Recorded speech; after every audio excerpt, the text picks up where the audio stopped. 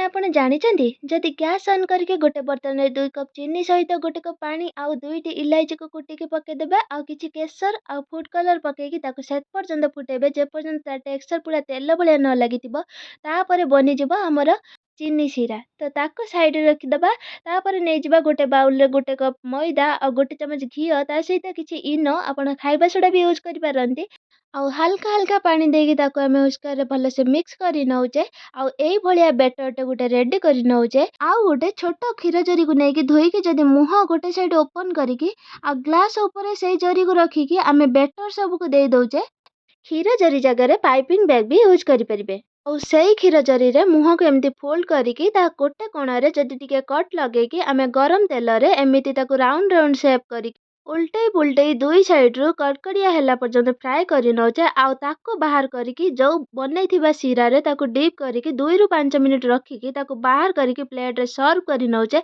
तो बनि जिबा हमर एटी इंस्टेंट जलेबी। आज रेसिपी केमिति लागिला मते कमेंट रे जणांतु एई भलिया छोट छोट टिप्स नै कि रेसिपी बनया पई मो चैनल को सब्सक्राइब करिक ऑल नोटिफिकेशन ऑन कर दियंतु आउ देखि पारुथबे एटी